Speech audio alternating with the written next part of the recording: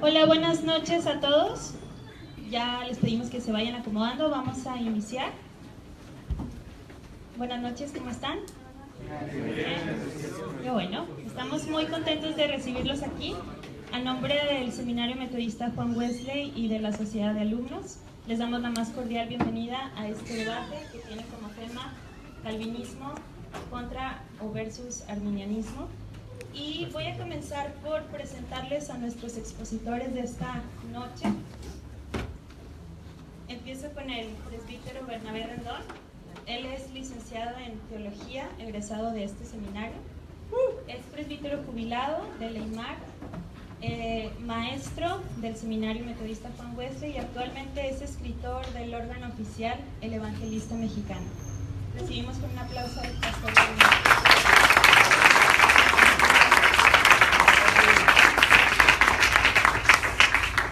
A su lado tenemos al pastor Sergio González.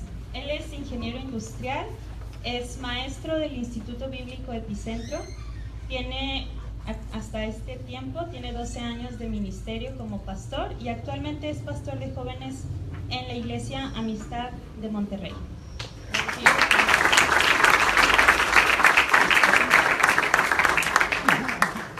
Y finalmente, pero no menos importante, está el pastor Edgar Pacheco. Él es egresado del Instituto Bíblico Antioquía de Asambleas de Dios, tiene un título de bachillerato. También tiene el bachillerato en teología del seminario Báez Camargo, Gonzalo Báez Camargo. Es pastor desde hace 4 años y actualmente es el pastor de jóvenes de la Iglesia Metodista La Trinidad. Lo recibimos también con un fuerte aplauso.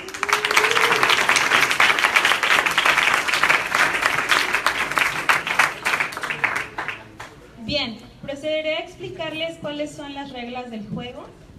Este es un debate y pues como todo necesitamos que se haga decentemente y en orden. Entonces les voy a explicar.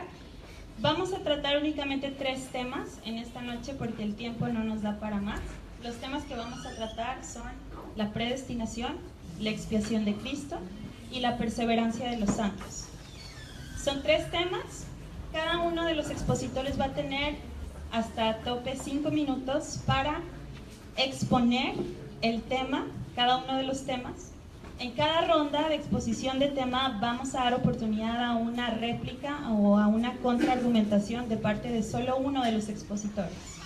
Durante todo este tiempo les vamos a pedir al público que se mantengan en silencio. No queremos ni aplausos, ni gritos, ni festejos, solo por este momento para hacerlo más breve, ¿ok? Y también al final vamos a tener un tiempo de preguntas en donde ahora sí vamos a abrir el espacio para que cada uno de ustedes o quienes tengan una pregunta puedan externarla, especificando si la pregunta va a uno o a más de un expositor presentes en la mesa. Entonces, no sé si hay alguna duda hasta aquí. Sí.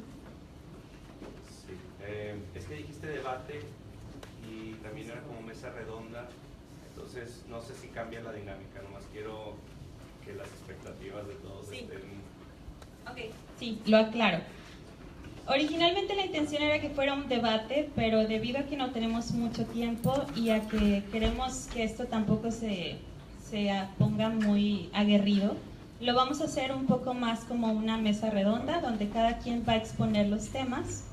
Y sí va a haber oportunidad para que alguno de ustedes pueda presentar una opinión diferente a la que un expositor está presentando, pero al público le vamos a pedir que durante las exposiciones vayan tomando nota de lo que van diciendo, los expositores, para que entonces al final ustedes puedan externar sus dudas o presentar al panel sus comentarios.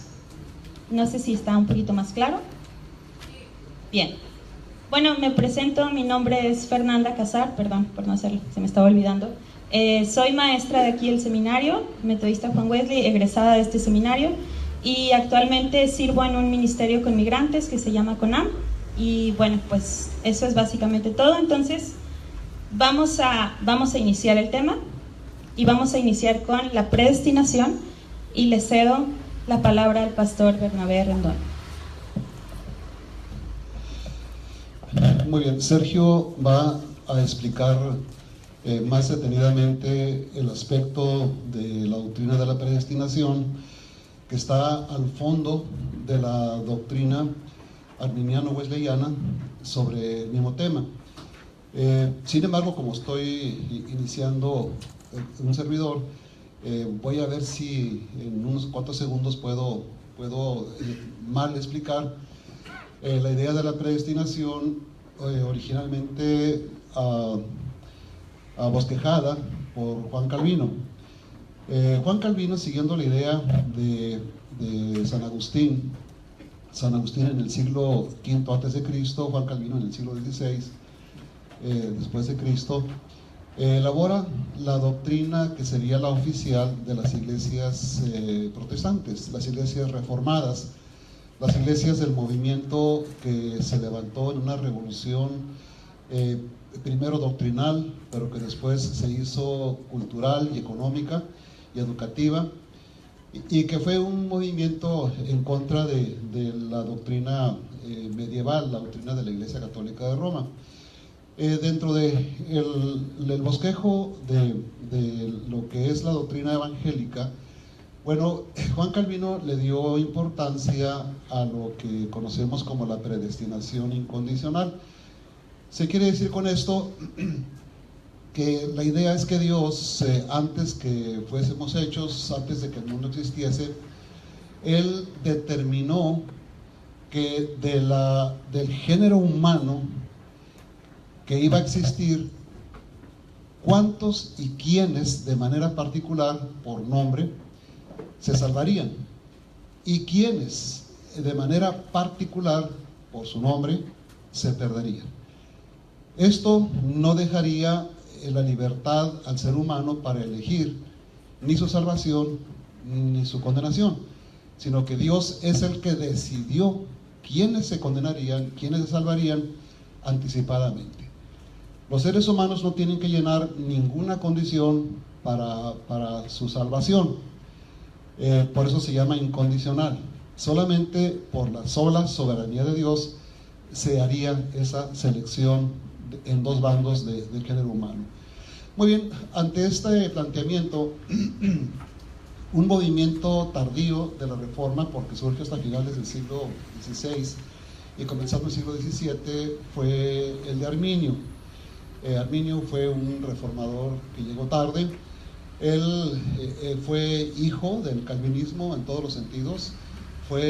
Nació, fue criado, fue formado en esa doctrina, fue a estudiar a la Universidad de Ginebra, que había sido fundada por Juan Calvino. Entonces traía fuertemente entendido el asunto de la predestinación, entre otras cosas. Sin embargo, por circunstancias que no tengo tiempo para explicar aquí, tuvo que hacer una revisión de esa doctrina a la luz de la tradición de la Iglesia, es decir, de los pensadores cristianos de todos los tiempos y también de las Sagradas Escrituras. Y él encontró que fue el primero dentro de las iglesias reformadas que halló la debilidad que él creyó ver en la doctrina de la predestinación. ¿Alguien va a decir cuándo ya? Bueno, porque uno no se da cuenta. Bien, él encontraba varios aspectos que reflejaban esa debilidad. Una de ellas era que dibujaba a un Dios que, por ser soberano, por gobernar la creación con su absoluta autoridad, quedaba mal parado en cuanto a la visión de un Dios que debería ser de amor y de bondad.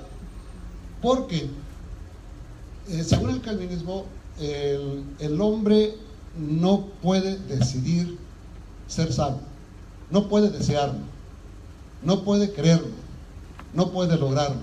Está incapacitado absolutamente para poder suspirar por una salvación. Es Dios el que tiene que escoger a la persona, llegar a ella y salvarla sin que la persona lo pida, ni lo quiera, ni lo sienta, ni nada de eso.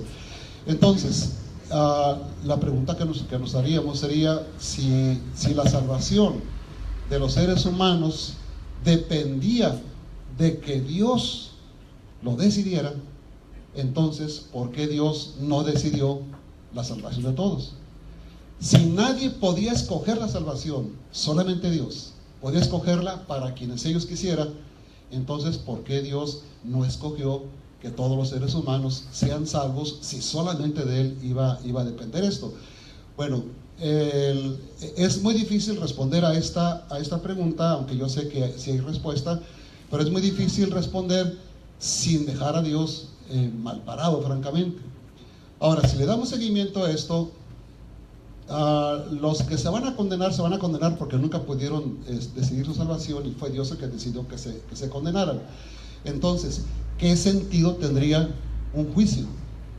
¿Cómo podría Dios llamar a juicio a personas que fueron creadas con el pecado original, porque Dios decidió que nacieran con el pecado original, y luego que no podían buscar su salvación debido al pecado original, que solamente Dios podía salvarlos, pero que Dios no quiso salvarlos por su soberana voluntad, y ellos estaban totalmente incapacitados para salvarse?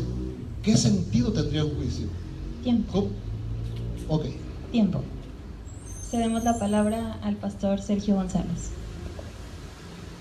Predestinación, desde el punto de vista del calvinismo, describe las acciones y los motivos de Dios en la eternidad pasada, antes de haber creado al mundo, donde predestinó a algunas personas para recibir la salvación, los elegidos, y al resto los deja para continuar en sus pecados y recibir el castigo por sus transgresiones de la ley de Dios, como se describe en el Antiguo y el Nuevo Testamento en la palabra.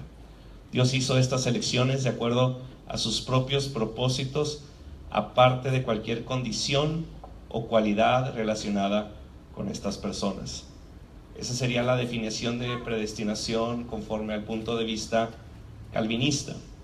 Esto está ligado a lo que comentaba el pastor, al punto de vista calvinista que no vamos a ver, que es la depravación total del hombre, la cual el calvinismo dice que el hombre está incapacitado para responder a Dios. Es Dios el que hace que el hombre responda.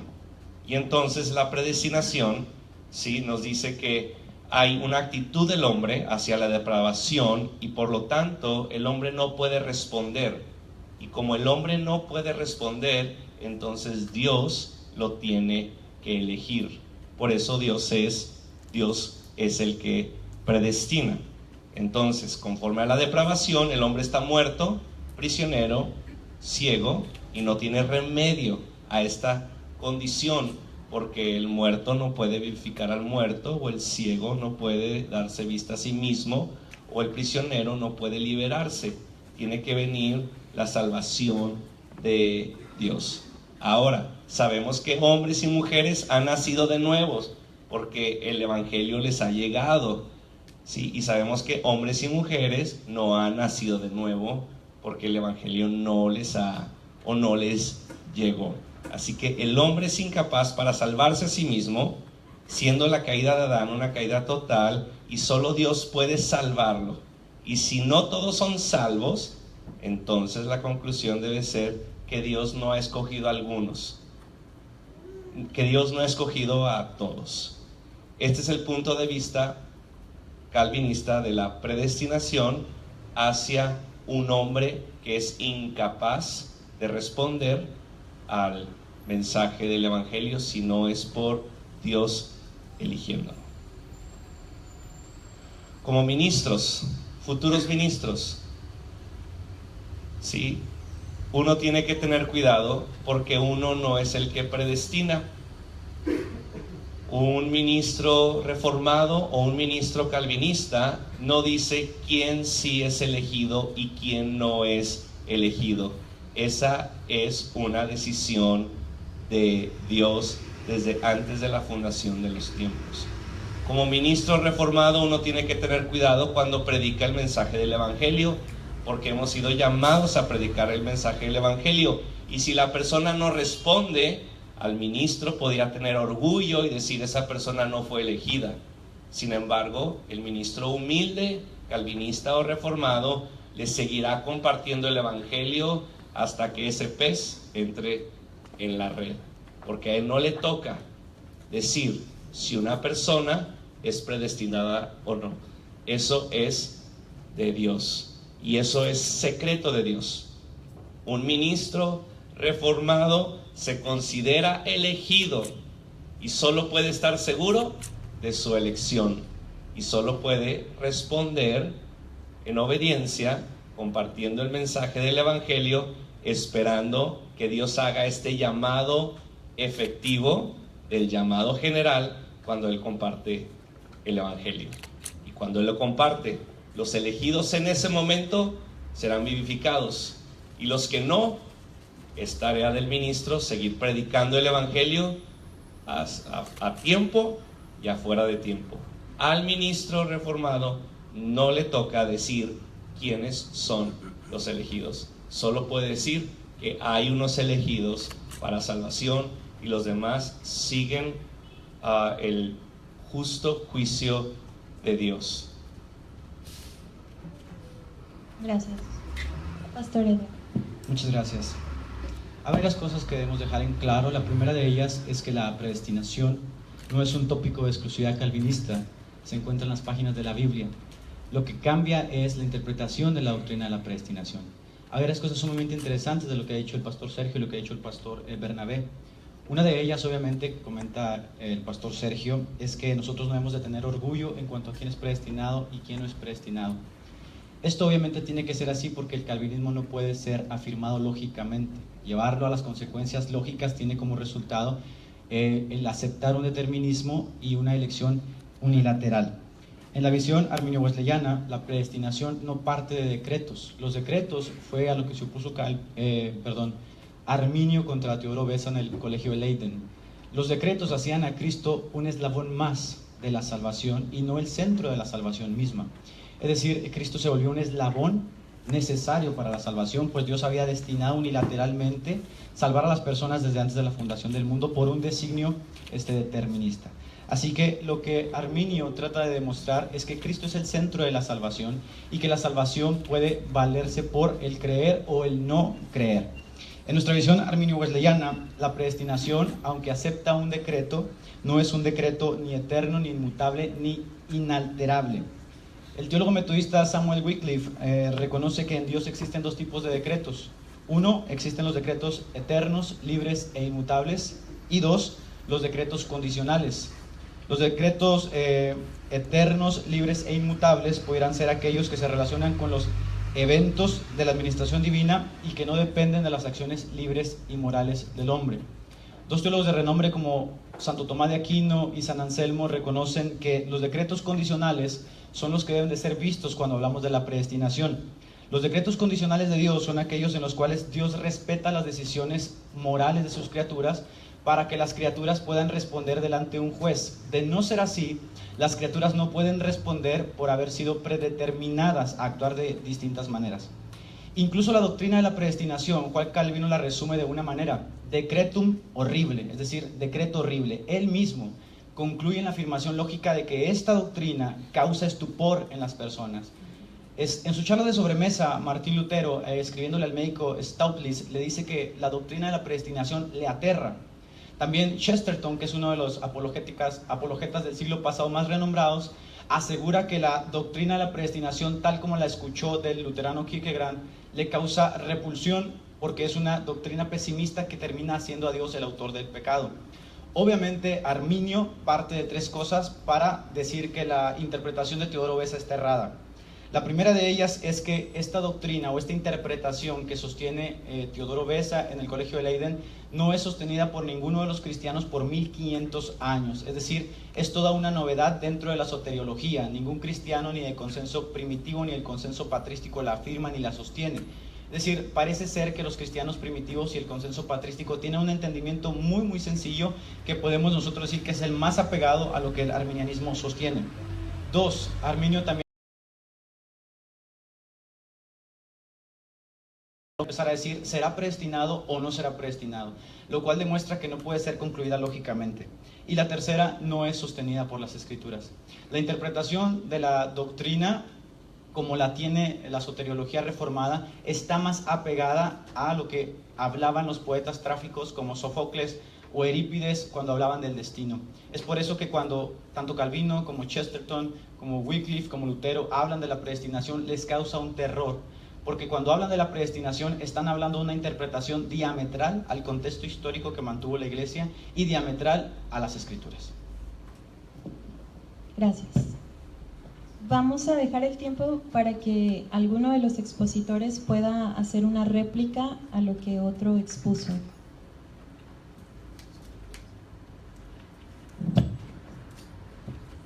Adelante, Pastor Bernardo. Muy bien, la idea de la predestinación, para que nos quede más clara a todos, obviamente está en la Biblia.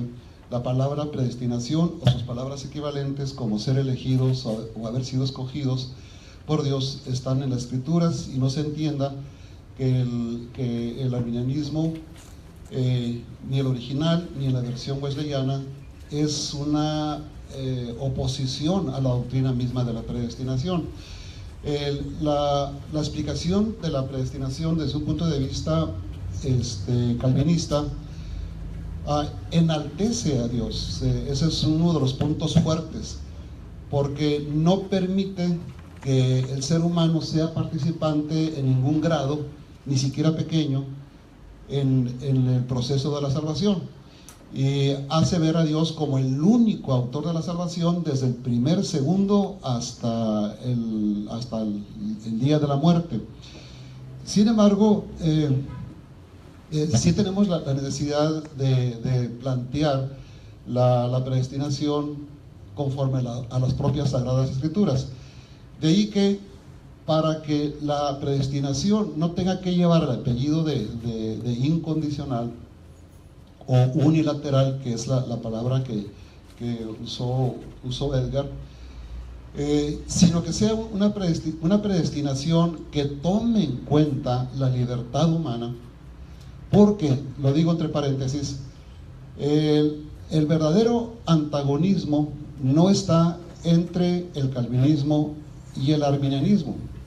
Realmente el verdadero antagonismo está entre el calvinismo y el pelagianismo, donde el arminianismo está en medio, es el punto medio. Para el calvinismo, Dios es el autor de la salvación y no requiere nada del ser humano. Para el pelagianismo, el hombre es el autor de su salvación y no requiere a Dios para ser salvo. El hombre solo puede salvarse, y ni a Cristo lo requiere como Salvador en algún modo. Bueno, nosotros no estamos creyendo esto. Nosotros creemos en la predestinación, desde luego, creemos en la soberanía de Dios y creemos en la gloria de Dios, pero tiene que haber un punto medio donde Dios sea el autor de la salvación, pero al mismo tiempo que el ser humano tenga la oportunidad de participar en la decisión juntamente con Dios, para que los dos estén de acuerdo en que la salvación sea para la persona, o que estén en desacuerdo con Dios para que se condene. El asunto es que tiene que haber un ejercicio de la voluntad. El reconocer que hay un ejercicio de la voluntad es lo que nos haría hablar de la predestinación como una predestinación condicional o una predestinación bilateral, es decir, donde los dos actores, Dios y el ser humano, se conjuguen, ya sea para salvación o ya sea para perdición. Ahora bien, 1 de Pedro capítulo 1 versículo 2 nos da el elemento para poder hacer esa conexión. Cuando dice Pedro que fuimos elegidos según la presciencia de Dios, no solamente dice que fuimos elegidos, sino nos da el elemento de qué fue lo que intervino para que Dios decretara la salvación de unos y la perdición de otros. Fue su presciencia. La palabra presciencia quiere decir previo conocimiento de las cosas. Y esto nos lleva a la conclusión de que Dios tuvo allá en los tiempos antiguos primero que conocer el rol de cada persona frente a Cristo, si lo iba a rechazar o se iba a rendir a sus pies, y que según el conocimiento que tuvo, de la actitud de cada ser humano es que lo predestinó, ya sea para la salvación o ya sea para la condenación. Entonces, vemos un amarre entre la idea de la predestinación general en el Nuevo Testamento con 1 de Pedro capítulo 1 versículo 2 para entender que Dios ha tomado en cuenta el rol humano antes de predestinar. Gracias. Nomás respondiendo un poquito, Edgar dijo algo de el que evangeliza tiene la duda si alguien ahí es elegido o no, y creo que eso tiene aplicación práctica para muchos de la posición reformada o calvinista, porque digamos que somos llamados a evangelizar.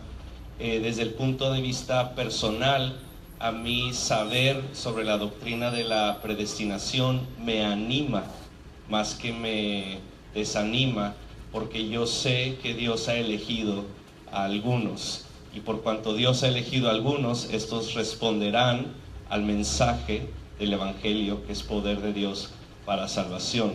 Y no me desanima cuando alguien no responde, porque quiere decir que yo estoy siendo fiel, y que como quiera, si esa persona no responde, yo seguiré siendo fiel y seguiré compartiendo el mensaje del Evangelio hacia esa persona. Es decir, una persona que predique el Evangelio no se está preguntando si el que respondió es o no elegido, sino está predicando porque sabe que hay elegidos. Conozco de grandes movimientos misioneros en la actualidad, reformados, donde esto es lo que les anima a salir a las naciones y a los lugares más difíciles de la tierra para compartir el Evangelio. Cosa que a muchas veces se ha puesto en contra del calvinismo, que dice, si Dios ya los eligió, entonces que Dios los salve, por lo tanto no iremos a las naciones ni haremos discípulos. Eso es algo que se piensa de los calvinistas o de los reformados. Sin embargo, los centrados podrían decir que el reformado sale a obedecer el mensaje del la instrucción y el mandato de Jesús, animado de que habrá elegidos en la proclamación del mensaje del Evangelio. Entonces nomás estoy tratando de decir que no es tanto un desánimo para el reformado predicar el Evangelio, aunque podría alguno haber decir, híjole, nadie respondió, pues nadie era elegido. Sin embargo, entramos ahí a que esa no es la condición del corazón correcta de un evangelista o evangelizador, reformando o calvinista. Tomaré 2 minutos rápidamente para agregar unas cosas y responder a Sergio en ese sentido. Juan Calvino, en su libro Institutos a la Religión Cristiana, habla abiertamente tanto de los elegidos como de los reprobados. Lo tremendo, se puede decir de alguna manera, de lo que Juan Calvino dice de los elegidos y los reprobados es que ninguno de los dos puede tener una certeza plena de si ha sido predestinado, porque textualmente dice, Dios afecta a las emociones de los reprobados para hacerlos más condenables y así ganar gloria para sí mismo. Es decir, en la visión calvinista, Dios mismo afecta la mente, las emociones de los reprobos y les hace creer que ellos son salvos para luego recibir más gloria en su condenación. De manera, dice Juan Calvino, que no hay distinción entre aquel que ha sido elegido y aquel que no ha sido elegido, pues las mismas emociones que experimentamos o exteriorizamos en nuestras expresiones de fe, también los reprobos pueden llegar a sentirlas. De manera que no podemos ni siquiera distinguir entre una persona que confiesa a Cristo, porque podemos llegar a la conclusión que Calvino mismo, que sistematiza este tipo de enseñanza, que puede ser un reprobo que está siendo afectado por Dios mismo para condenarlo y así reciba más gloria. En cuanto al tema que Sergio acaba de tomar, en cuanto a la predicación, por eso yo mencioné que el calvinismo no puede ser concluido lógicamente, porque al ser concluido lógicamente tenemos el hipercalvinismo. Si yo concluyo lógicamente el calvinismo, yo tengo que razonar de la siguiente manera. Si Dios determinó unilateralmente antes de la fundación del mundo por un decreto inmutable que unas personas iban a ser salvadas, entonces lógicamente, usando el sentido común, estas personas son salvadas a pesar de mí. Y es por eso que los movimientos calvinistas que se llaman extremos, que concluyen lógicamente el calvinismo, hipercalvinismo, yo los considero los calvinistas más sensatos en este sentido. Porque para poder evangelizar uno tiene que cercenar un poquito la razón y decir, no, yo voy a aventar mis emociones por delante. Juan Wesley decía al respecto de esto, que eso a él le cortaba el nervio, tanto de las buenas obras como el nervio que lo llevaba a evangelizar. Porque si realmente Dios, por un decreto inmutable e inalterable, decidió quiénes iban a ser salvos, nosotros y Cristo mismo se vuelve un eslabón a la hora de la predicación, y tenemos las dos opciones. Uno, podemos concluir lógicamente el calvinismo y decir que ellos se van a salvar porque así ya está definido. O dos, podemos meter las emociones por delante y decir, aunque no sé quiénes son y quién sí son, yo voy a predicar. Gracias. Es un amplio tema, podríamos hablar de esto por muchas horas, pero tenemos el tiempo limitado. Así es que vamos a pasar al siguiente tema, que es la expiación de Cristo, y vamos a hacer la misma dinámica. Cedo la palabra entonces al pastor Bernabé Rendón para hablar de él. Muy bien. Siguiendo el proceso lógico, el calvinismo, al decir que Dios escogió a quienes se van a salvar, por lo tanto, cuando Cristo viene a morir a este mundo, ¿muere por todos los seres humanos o muere solamente por los que Dios escogió para que se salvaran? Bueno, la conclusión lógica es que Cristo murió solamente por los que estaban apartados por Dios para la salvación. No tendría caso que muriese Cristo muriese por las personas a quien Dios no quiso salvar. Bien, por otro lado, el arminianismo también tiene que seguir su misma línea lógica que supone debidamente basada en las Sagradas Escrituras. Si no, la salvación no depende solamente de la decisión de Dios, sino también de los seres humanos, entonces, cuando Cristo viene a morir, tiene que morir por todos los seres humanos para que todos estén en la condición de tener la oportunidad de salvación, de quererla.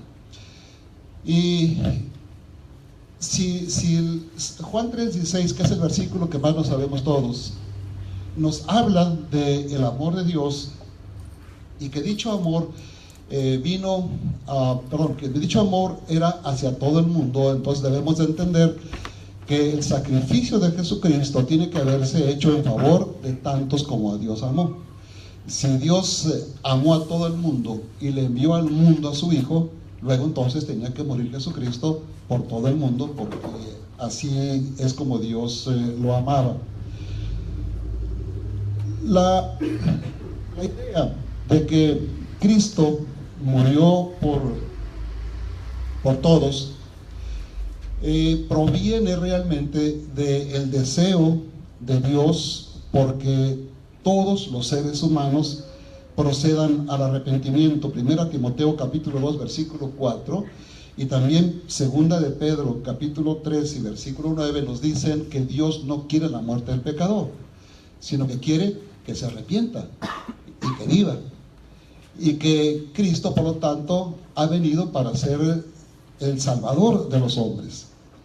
En primera de Juan capítulo 2 versículo 2 dice: y Él es la propiciación por nuestros pecados, y no solamente de los nuestros, sino también los de todo el mundo. Es decir, en la visión de San Juan había dos grupos por los cuales Cristo había muerto. Nosotros, se refiere Juan a los que somos creyentes, pero también los que no son creyentes, o sea, todo el mundo, por ellos también Jesucristo vino a morir. Entonces, si el pecado original afectó a todo el género humano, bueno, el remedio tenía que ser ofrecido por Dios a todo el género humano. No tendría mucho sentido el pensar que Dios decidió que el pecado entrara a todos los seres humanos, porque esto no lo decidió el diablo, ni lo decidió Adán y Eva, ni lo decidimos nosotros. Dios fue el que decidió que el pecado de Adán y Eva fuera transmitido a todos los seres humanos. Entonces, vuelvo a decir, no tiene mucho sentido de que Dios tome esa decisión, pero al mismo tiempo que cuando Él piensa en solucionar ese problema, Él decida que sea solamente por unos cuantos. Entonces, a tantos como afectó el pecado original, es por tantos que Jesucristo vino a morir, para que la oportunidad quede abierta para todos. Ahora bien, Un minuto más. un minuto, bueno, ahí va. Yo sé que hay versículos bíblicos donde dice particularmente que Cristo murió por los suyos, Cristo murió por la iglesia, ¿verdad? Entonces ahí parece decir que Cristo no vino a morir por todos, sino solamente por algunos. Sin embargo, quiero que noten por favor el planteamiento lógico que tenemos que hacer. Si hay un versículo que sea inclusivo, donde dice que Cristo vino a morir por toda la humanidad, eso no contradice al versículo exclusivo donde dice que Cristo murió por su iglesia. Es decir, lo exclusivo cabe dentro de lo inclusivo, pero al revés no se puede. No podemos decir que Cristo murió solamente por la iglesia y por lo tanto no murió por los demás, aunque lo diga la Biblia, porque ahí es donde el calvinismo tiene que batallar mucho. ¿Cómo le hace para incluir lo que es inclusivo dentro de lo exclusivo? No se puede hacer. Entonces es un problema difícil para el calvinismo resolver. Para nosotros no hay problema. Si por acá dice que Cristo murió por la iglesia, perfecto. Si acá dice que Cristo murió por todos los hombres, perfecto. El hecho de morir por toda la humanidad incluye obviamente a la iglesia. Gracias. Okay. El punto de vista sobre la muerte, la expiación de Cristo desde el calvinismo es una expiación limitada. Es decir, la expiación fue realizada por la sumisión voluntaria de Cristo en la muerte en la cruz, donde sufrió bajo la justicia de este Dios justo. Las preguntas es: ¿por quién soportó el castigo y para quién procuró la salvación? Hay tres avenidas en las cuales podemos decir o responder a estas preguntas. La primera es: Cristo murió para salvar a todo hombre sin distinción. Con esta tenemos que tener cuidado, porque podemos llegar al universalismo, donde se dice que Cristo murió para salvar a todos los hombres y así todos los hombres serán salvos. Si Cristo ha pagado la deuda del pecado, ha salvado y rescatado, dado su vida por todos los hombres, entonces de ahora o siempre todos los hombres han sido salvos. Eso va en contra de la enseñanza bíblica, ¿verdad? ¿Para quién soportó el castigo o para quién procuró la salvación? La segunda venida es: Cristo murió para salvar a nadie en particular. Este segundo punto de vista implica que Cristo procuró una salvación potencial para todos los hombres. Cristo murió en la cruz, aunque pagó la deuda de nuestros pecados. Su obra en la cruz no es eficaz hasta que el hombre se decida por Cristo y de este modo sea salvo. Podríamos decir que esa es la posición arminiana y no sé si wesleyana, ¿verdad? Y el tercero, que es el punto de vista calvinista de la expiación de Cristo limitada, es que Cristo murió para salvar a cierto número. Es que Cristo murió de una manera positiva y efectiva para salvar a cierto número de pecadores que merecían el infierno, en quienes el Padre había puesto su libre amor. El Hijo paga por la deuda de estos elegidos y satisface por ellos la justicia del Padre e imputa su propia justicia a ellos para que sean completos en Él. Versículos que comentaba el pastor, que calvinistas o reformados toman: Efesios 1:4, según nos escogió en Él antes de la fundación del mundo. Juan 17, verso 9, aquellos a quien el Padre les ha dado del mundo. Mateo 26, 28, aquellos por quienes él mismo dijo que derramaba su sangre, porque esta es mi sangre del nuevo pacto, la cual es derramada para muchos para remisión de pecados. Este es el punto de vista calvinista de la expiación limitada. Nadie tiene mayor amor que este, que alguno ponga su vida por sus amigos. Ustedes son mis amigos si hicieran las cosas que yo les mando. Efesios 5:25, Jesús amó a la iglesia y se entregó a sí mismo por ella. Entonces esto se efectúa en la cruz, para aquellos que han sido elegidos por la doctrina de la predestinación, según el punto de vista calvinista. Gracias. Para los que nos están viendo por internet, quien acaba de hablar es el pastor Sergio González, y cedemos la palabra al pastor Edgar Pacheco. Quiero leer textualmente lo que dicen los postulados remonstrantes en cuanto a la salvación y en cuanto a la expiación, que en concordancia con Jesucristo, el Salvador del mundo, de manera que Él ha obtenido para todos por su muerte en la cruz reconciliación y perdón de pecados, mas ninguno puede participar de ellos más aquellos que creen en Él.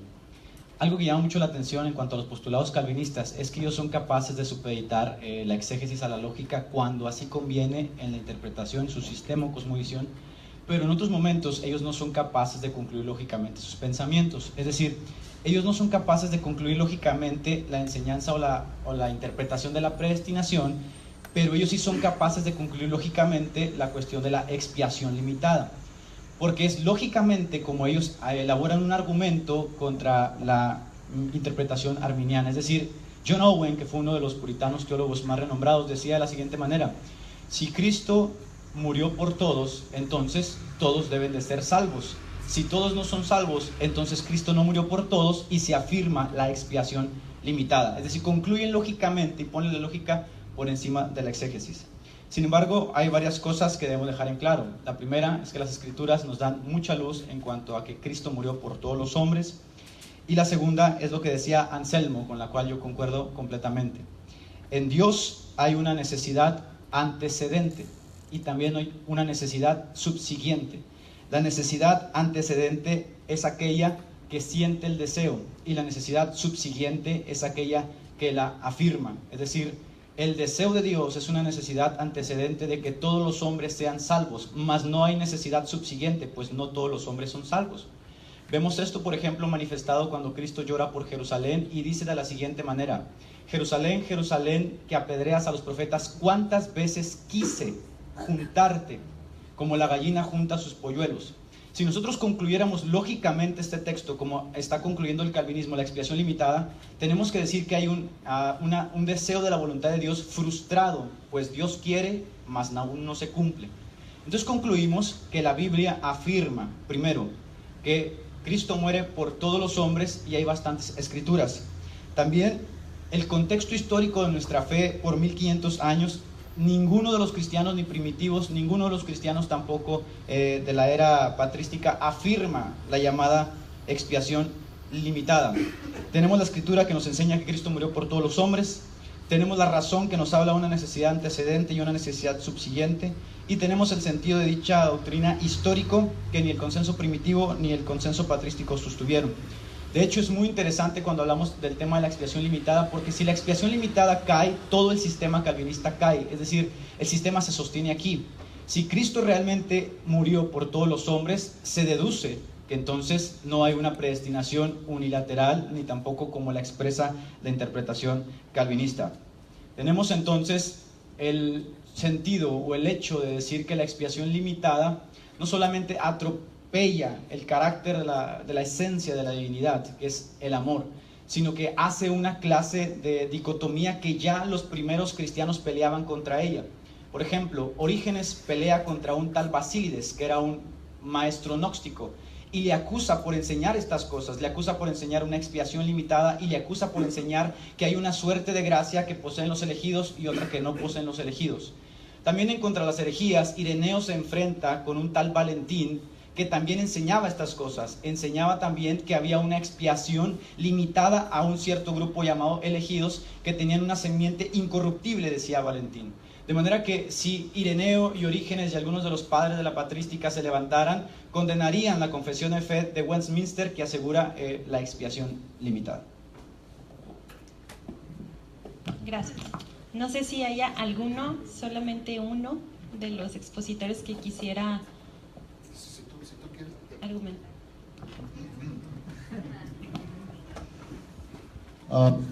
Por ejemplo, primera Timoteo, capítulo 2, versículo 4, dice: el cual quiere, se refiere a Dios desde luego, el cual quiere que todos los hombres sean salvos y vengan al conocimiento de la verdad. Y luego habla de Cristo, dice, el cual se dio a sí mismo en rescate por todos, de lo cual se dio testimonio a su debido tiempo. Es decir, la Biblia, a través de sus escritores, pues nos está dejando muy clara la idea, ¿no? Dice que Dios quiere que todos los hombres sean salvos. Y luego dice, 2 versículos más abajo, que Jesucristo se dio a sí mismo en rescate por todos. No puede haber dentro de los deseos de Dios una ambivalencia. No puede decirse que Dios desea la salvación de todos, pero no desea la salvación de todos. O sea, que desea la salvación de todos, pero al mismo tiempo nada más desea la salvación de algunos. Y por lo tanto Cristo viene a morir solamente por esos algunos que Dios desea que se salven, porque habría una desarmonía en los deseos de Dios. Y esto pues hace que la dignidad, la nobleza, el carácter de Dios se venga abajo. Dios ama a todo el mundo. Dios desea que todos los seres humanos sean salvos. Cristo viene, por lo tanto, a morir por todos. Y es cierto que cuando decimos que Jesucristo murió por todos, pues se abre la puertecita peligrosa de caer en lo que llamamos el universalismo.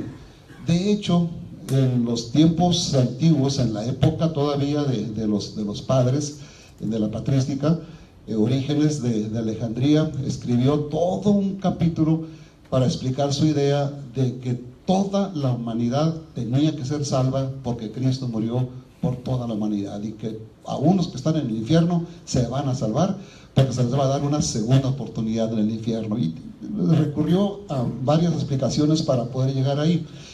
Sin embargo, eso no es lo que queremos decir, y quiero mencionar la idea wesleyana. No es arminiana, pero es la wesleyana, de que la expiación de Cristo es objetiva y es subjetiva. Objetiva, queremos decir que es un hecho que ocurrió. Jesucristo expió los pecados del mundo entero en su cruz cuando murió en el Calvario.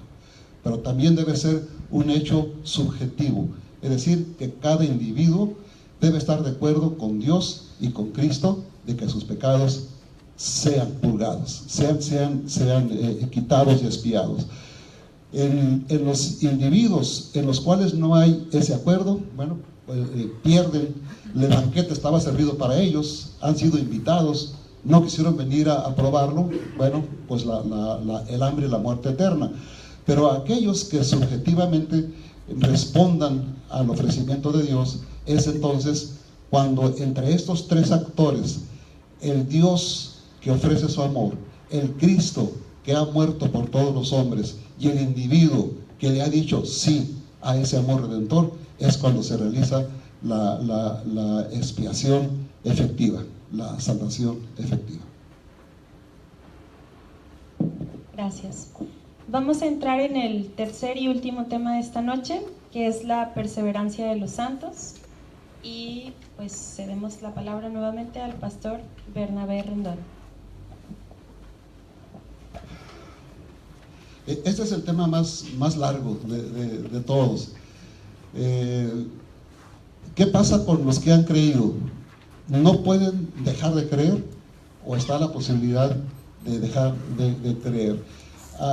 Aquí hay muchísimo más que decir sobre los temas anteriores, y quizá es la parte más sensible de todos los puntos del calvinismo o del arminianismo, y es donde más versículos bíblicos se invocan. Entonces, ¿cómo resumir esto? Sí. Voy a dejar por lo pronto, a menos que se necesite más al rato, pasajes bíblicos para citarlos.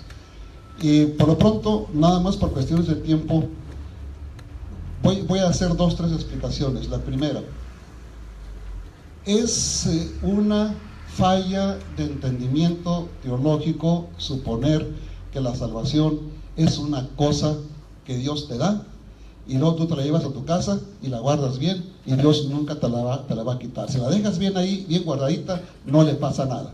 Dios no te la va a retirar. La salvación no es eso. La salvación es una relación con Cristo. Somos injertados en Cristo y la obligación de cada creyente es permanecer en esa vida donde ha sido injertado, porque están las advertencias, como por ejemplo en San Juan capítulo 15, de que si no permanecemos en Él, no daremos fruto, y al no dar fruto seremos cortados y seremos echados fuera y quemados y arden, dice allí, esas ramas que no dieron fruto. Pero la responsabilidad es que debemos de permanecer en Cristo. Y debido a esto es que a veces el manejo de términos que nos hacen nuestros queridos hermanos calvinistas se quedan en meros sofismas, se quedan en meras trampas de ideas, pero que no van hacia la realidad bíblica de lo que es la salvación. Por ejemplo, van a decir, ¿qué es la salvación? Es vida eterna. Cristo te dio vida eterna. ¿Qué significa eterna? Pues que nunca se acaba.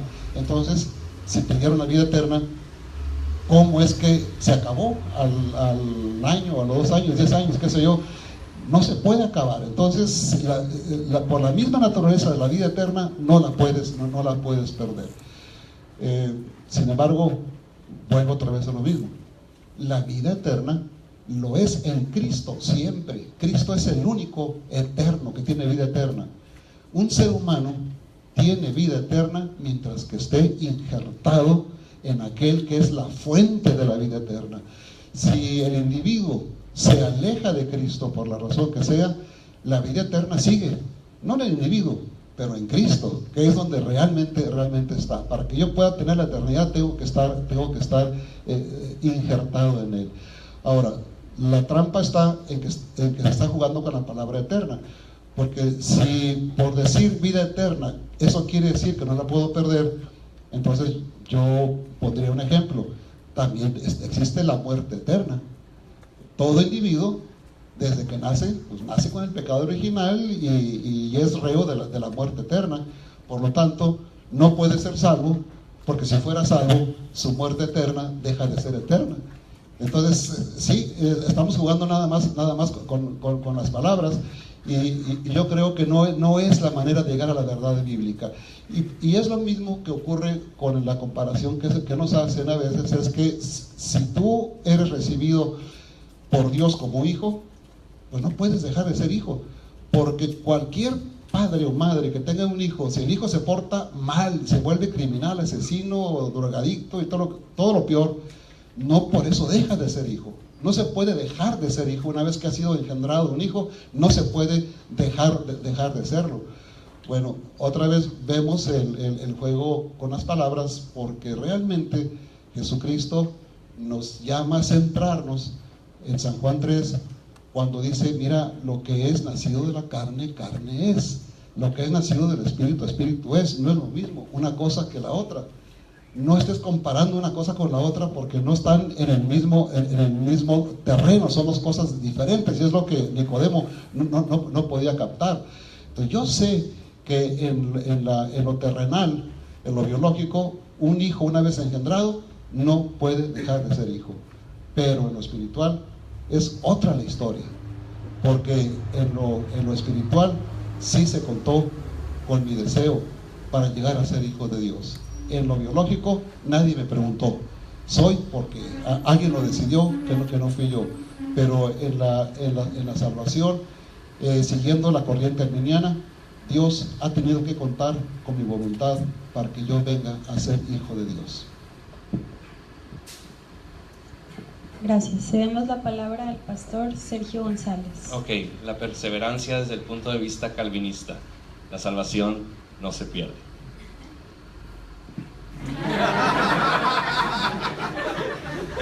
Si el hombre no puede salvarse a sí mismo, Dios tiene que salvarlo.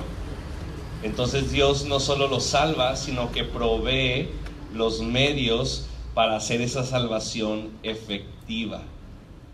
Ahora, Dios, habiendo ordenado salvarlo, murió para salvarlo y llamó a la salvación a aquellos que nunca podrían salvarse por sí mismos. Por lo tanto, Él también los preservará para vida eterna, para la gloria de su nombre.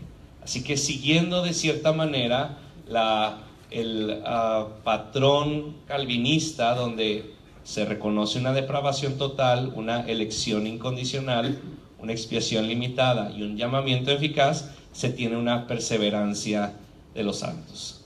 Filipenses 1:6 nos dice: el que comenzó en ustedes la buena obra, la perfeccionará hasta el día de Jesucristo. Juan 6:39: y esta es la voluntad del que me envió, de todo lo que me diere, no perdiere de ello, sino que lo resucite en el día postrero. Y yo les doy vida eterna, Juan 10:28, y no perecerán para siempre, ni nadie los arrebatará de mi mano. Porque si siendo enemigos, dice Romanos 5:10, fuimos reconciliados con Dios por la muerte de su Hijo, mucho más estando reconciliados, seremos salvos por su gracia. Romanos 8:1 dice: ahora pues ninguna condenación hay para los que están en Cristo Jesús. Es decir, aquellos que han sido justificados, imputados con la justicia de Cristo, ya no pueden ser más condenados. Es decir, ¿quién los condenará si Él fue el que los justificó? Desde el punto de vista reformado, el que ha nacido de nuevo, genuinamente ha nacido de nuevo, entonces no pasa de nuevo a muerte ni a esclavo del pecado. Juan lo dice en su primera carta: salieron de nosotros, pero no eran de nosotros. La manera del punto de vista reformada que yo he entendido, cuando una persona entra y se aleja, es que fue un falso convertido. Es decir, fue una persona que pudo decir Señor, Señor, que pudo hacer un milagro, que pudo echar fuera un demonio, pero que nunca conoció a Dios. El reformado dice que una persona que ha nacido de nuevo ha sido despertada al deleite supremo que es Cristo, a su supremo gozo y valor, nunca retrocederá. Es decir, sí puede pecar, pero no practicar el pecado.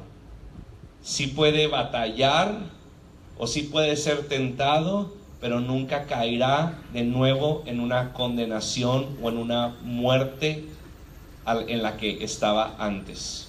Entonces, espero haberme dado entendido en el sentido de que creemos que el que ha sido salvo, y la salvación no es sencilla porque se necesita poder de Dios para salvación. Como esa salvación no fue sencilla, Dios la sostiene, y Él en nosotros procura el querer como el hacer, y por lo tanto es sostenida. Frutos de una salvación tenemos que buscarlos y tenemos que esperarlos. Si no hay fruto, entonces esa salvación no fue una conversión genuina.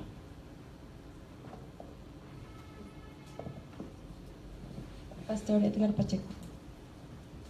De los temas que hemos tocado, el tema de la perseverancia incondicional de los santos era uno de los temas en los que Arminio en lo personal se mantenía en la expectativa, diciendo que no se hacía ni hacia un lado ni hacia otro lado, es decir, no tomaba partido. Los remonstrantes más adelante aseguraron una perseverancia condicional en cuanto a la garantía de que los santos no pueden caer.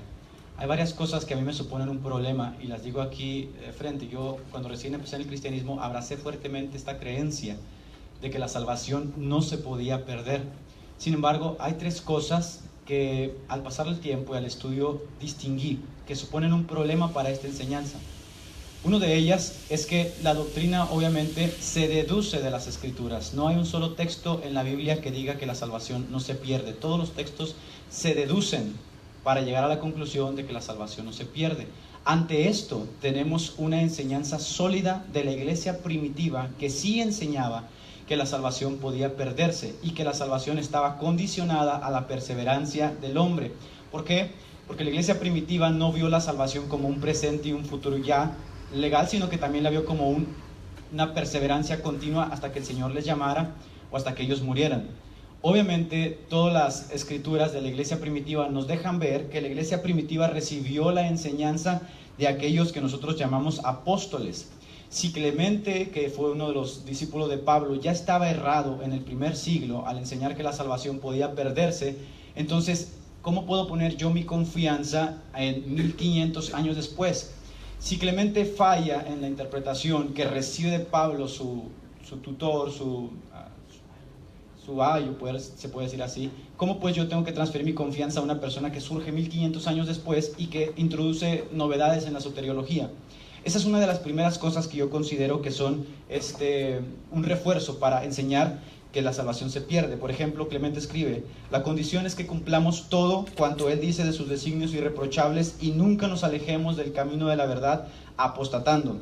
Luego escribe también, por ejemplo, Justino Mártir: veo constantemente a aquellos que han creído caer en la tentación y blasfemar del camino santo, perdiendo así su salvación por apartarse del camino de la fe y la obediencia. Ignacio de Antioquía escribe, el discípulo de Pedro y Pablo, escribe: debemos perseverar hasta el final, no basta solamente la fe, sino perseverar para no deslizarnos. También escribe Cipriano, que fue uno de los padres de la iglesia, obispo de Cartago y mártir: está escrito que hay que perseverar hasta el fin para ser salvos. Lo que precede al fin no es más que un paso en la subida de la cumbre, de manera que el que deja de avanzar termina deslizado y perdido. Ahora, la enseñanza o la interpretación reformada dice que usted va a perseverar incondicionalmente, es decir, a expensas de usted mismo, Dios lo hará avanzar. Eso no concuerda con el testimonio de las Escrituras. Por ejemplo, en Colosenses encuentro un texto que dice de la siguiente manera, demostrándonos que la salvación está condicionada a la perseverancia del hombre. Pablo dice: si es que en verdad permanecen firmes y fundados en el evangelio que habéis oído. Aquí tenemos un condicionante. Luego en 1 Corintios, cuando Pablo habla del evangelio, él introduce 3 palabras, y las palabras son: recibisteis, perseveráis y retenéis. Estas 3 palabras son condicionales. Si usted recibe pero no persevera, ¿qué le hace creer que usted readquirió esa salvación o está perseverando en ella? Ahora, todo se reduce a un texto de la Escritura: salieron de nosotros, mas no eran de nosotros. Si yo tomo ese texto, lógicamente el trabajo pastoral se acaba, porque cualquier persona que se vaya de la iglesia, yo puedo concluir lógicamente que él no era mío ni era mi oveja.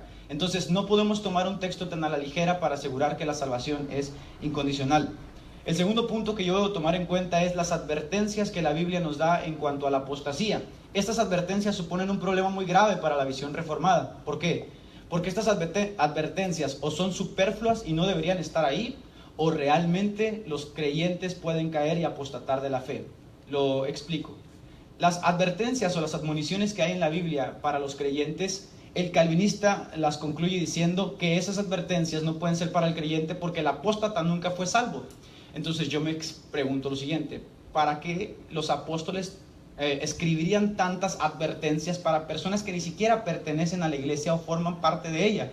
Es decir, las advertencias para mí forman esta parte que protege al hombre. Es decir, Dios advierte al creyente contra la apostasía, y esta advertencia crea los móviles para que el creyente persevere en su salvación constantemente hasta que se encuentre delante del Señor.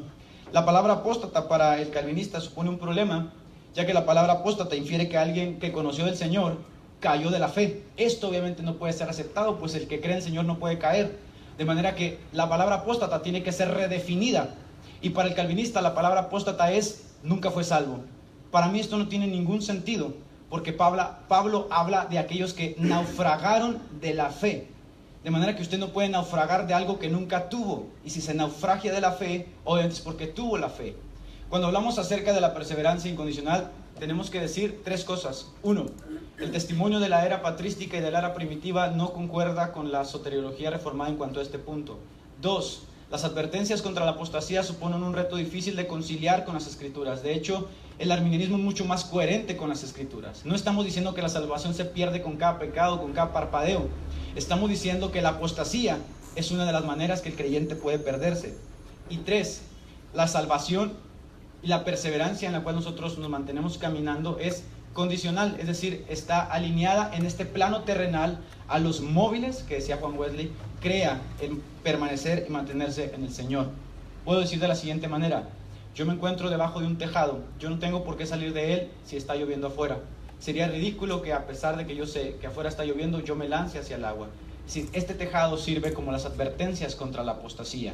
Si no podemos conciliar las advertencias contra la apostasía, como el calvinismo lo expresa, ¿cómo entonces podemos asegurar que la salvación no se pierde tan fuertemente? Es decir, parecen superfluas todas estas advertencias en la Escritura. Al final de cuentas, ¿para qué estaría advirtiéndole el Señor a usted algo si usted nunca se va a perder? Hacen a la Escritura superflua, hacen todas estas enseñanzas superfluas, y al final de cuentas volvemos a hablar de una simiente de elegidos contra las que peleó Orígenes y contra las que peleó Ireneo en la iglesia primitiva. Gracias. Damos la oportunidad de que alguno haga un comentario. Yo nomás me gustaría como preguntar que como ministros, porque estamos sirviendo a la gente y las doctrinas deben de llevarnos a servir mejor a la gente. Como ministros, ¿cómo podemos, bajo este punto de vista que la salvación se pierde, dónde entra como nuestro salvómetro de ahora sí voy por él o todavía sigue salvo? ¿Dónde hay, o sea, se busca alguna evidencia de la salvación o cómo lo concilian, vamos a ponerlo así, ¿no? No sé si... Voy a dar una vueltecita, pero no fuera, aquí mismo. ¿Cómo puede un hombre, bajo los términos calvinistas, tener la seguridad de su salvación? Si nosotros presentáramos un caso típico, de los cuales ustedes conocen algunos y yo conozco muchos, una persona que llega a la iglesia, confiesa a Cristo como su Señor y Salvador, cambia su vida, era un borracho empedernido, malgastaba el dinero fuera de casa, ahora llega todos los domingos con su familia, todos bañados con su Biblia debajo del brazo, adoran y se gozan en el Señor, toman los sacramentos, se bautizan, la Santa Cena, están involucrados en todos los ministerios de la iglesia, no se pierde ningún culto, y todo. Y de repente, porque yo conozco casos, se aleja por alguna cosa que pasó, se aleja y ya no permite que se le persuada a que regrese. Porque yo le preguntaría a mi hermano calvinista, no a Sergio, sino a algún hermano calvinista, le diría, ¿qué pasó allí? Bueno, ¿qué me va a contestar? Es que creía que era salvo, pero no era salvo, ¿verdad? Y la prueba está en que se alejó. Bueno, entonces yo diría, ¿cómo puede alguien estar seguro de su salvación? Si no podemos ver el decreto eterno que Dios pronunció en el pasado, ni podemos subir a consultar el libro de la vida, y tú me dices que alguien que decía tener fe, que tenía frutos de la fe, me dices que no era salvo porque se apartó. Entonces, hermano calvinista, ¿cómo me convences de que tu fe sea verdadera? Bajo tu propia explicación es probable que se están engañando igual que aquel otro. Por lo tanto, no se puede llegar por ese lado a la seguridad de salvación. Sin embargo, si nos vamos al dicho de Jesús, de que por sus frutos los conoceréis, y como arminiano, yo le digo a una persona, si tú realmente tienes fe en Cristo, la tienes, la tengo, lo confiesas, lo confieso, lo sirves, lo sirvo, lo adoras, lo adoro, tu vida ha cambiado, entonces, hermano, tú eres salvo, ahí están las pruebas, ahí está el fruto de qué clase de árbol eres. No tenemos que esperar a ver si no te apartas después para saber si es genuina o no tu salvación. Si tú crees, tu fe te salva. Si tu fe da fruto, no hay duda, eres salvo realmente. Sin embargo, hay que advertirle a esta persona que si no cuida lo que tiene, si no permanece en donde está en el peligro de poder perder su herencia. Pero realmente la única manera de tener la seguridad de la salvación es creer que si tengo fe es genuina y que si doy frutos, eso da el aval de que mi fe es verdadera. Entonces, finalmente, la seguridad de salvación se llega mejor a ella por el camino arminiano. Ahora, hay que entender, siguiendo lo que estaba diciendo Edgar, en español o en griego, la palabra apostatar significa dos cosas: pertenecer realmente a algo y después ya no pertenecer a ese algo. Si tú le quitas cualquiera de los dos elementos, ya no es apostasía. Por ahí en el capítulo 22 había judíos que se quejaban de los cristianos porque decían que habían apostatado de la ley de Moisés. Es decir, eran judíos que estaban bajo el régimen de la ley, pero ahora se habían salido de ese régimen para venir al régimen de la gracia en Cristo. Estaban realmente, y ahora ya no estaban realmente. Entonces, para que la palabra apóstata tenga significado, porque está en el Nuevo Testamento, un ejemplo es 1 Timoteo 4:1, donde dice que en los posteriores tiempos algunos van a apostatar de la fe. Se refiere esa palabra a alguien que sí era cristiano y que después ya no era cristiano, en la semántica de la palabra.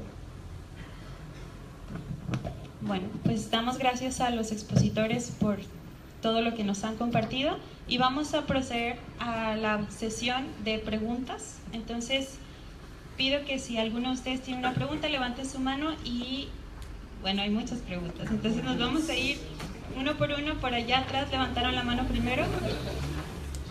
Les van a llevar el micrófono para que todos podamos escuchar.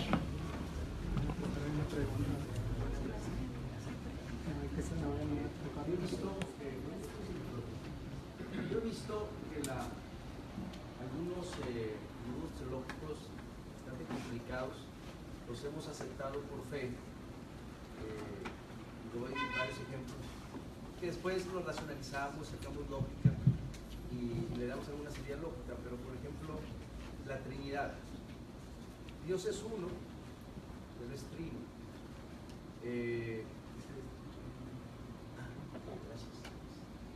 Por ejemplo, ahorita estaba pensando en alguna de ellos. Dios, Jesús es todo hombre, pero es todo Dios. Y le puedo seguir, es decir, y sin embargo, teológicamente hemos coincidido y lo hemos aceptado, yo creo que más por un paso de sujetarnos a la revelación bíblica más que al pensamiento lógico. Porque por pensamiento lógico yo creo que va a ser muy difícil unir la soberanía divina con la responsabilidad humana. O sea, y yo creo que ambas existen hasta donde yo veo en la Biblia. Entonces es inevitable la responsabilidad que todos tenemos como seres humanos. No podemos decir que Dios es el culpable o Dios es el responsable de nuestro destino final. Pero por otro lado también, como decía el hermano Bernabé, hay mucha Biblia que habla de la predestinación. ¿Hasta dónde deberíamos tomar a lo mejor una posición más humilde? Decir, pues no lo entiendo, pero ahí está. Y bueno, depende de la escuela. Para unos calvinistas va a decir, no, es que el primero no fue, porque se hablaba de los primeros padres, y el primero no fue Calvino. Van a decir, el primero fue, como yo los he oído a los calvinistas, el primero fue el apóstol San Pablo. El primer calvinista fue San Pablo, porque habla y bueno, textos que ustedes conocen y que algunos ya se mencionaron aquí, y que habla precisamente que él endureció el corazón del faraón, etc. ¿No? Mucha Biblia se ha mencionado aquí, pero yo veo que hay como dos posiciones bíblicas.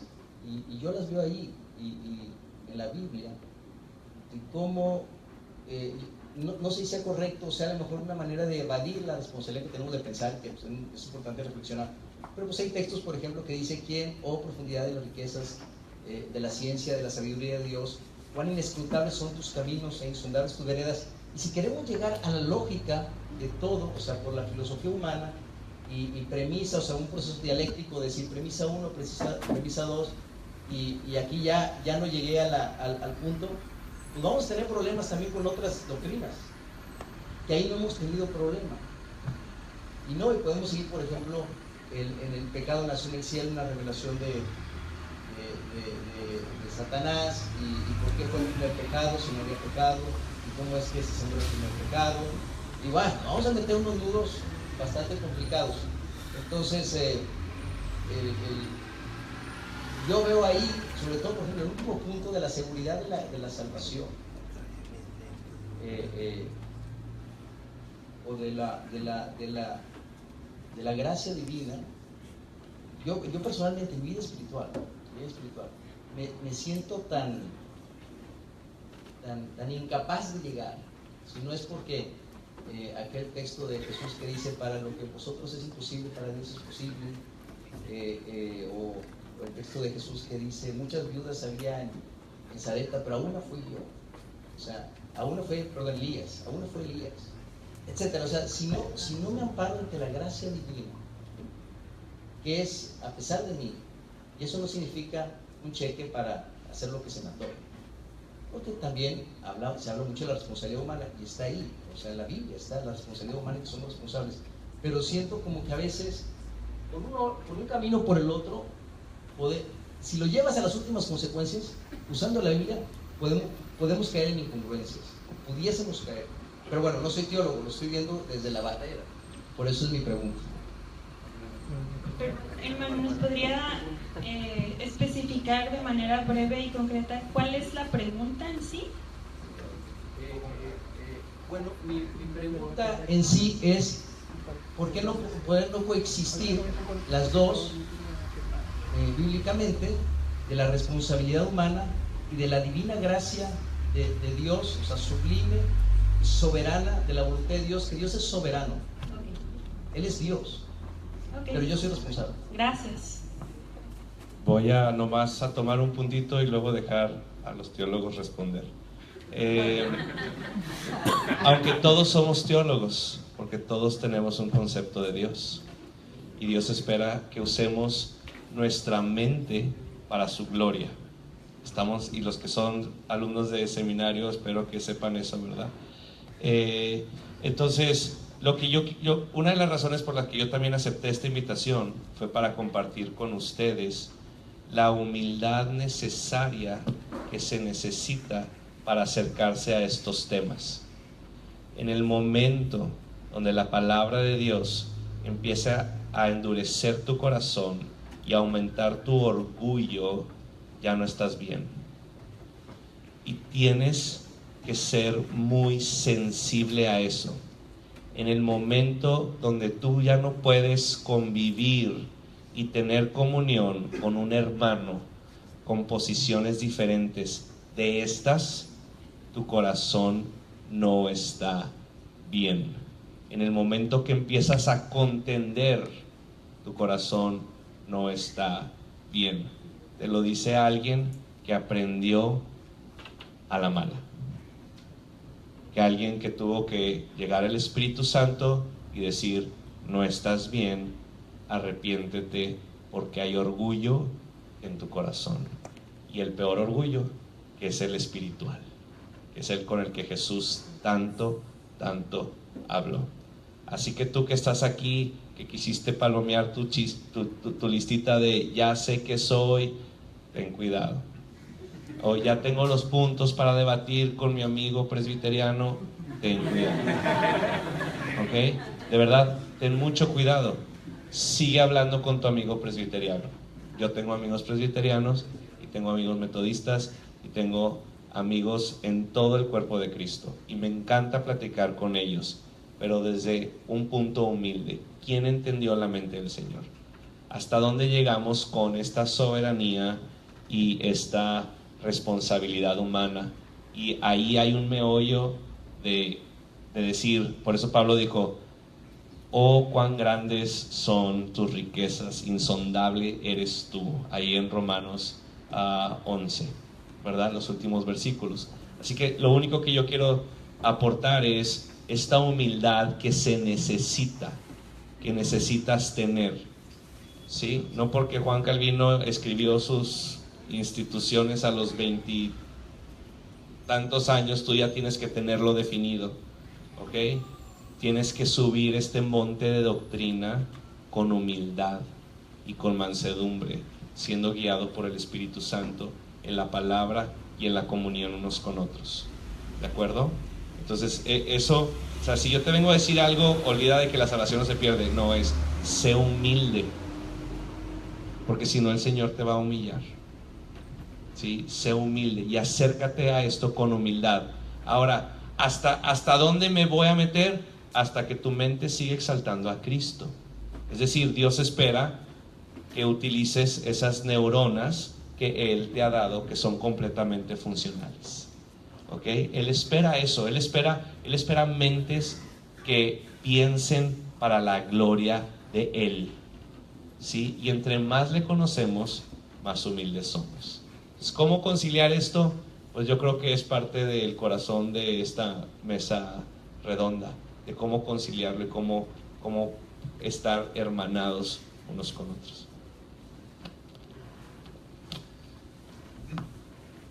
Bueno, nosotros los wesleyanos no solamente seguimos las conclusiones doctrinales de él, sino también su ejemplo.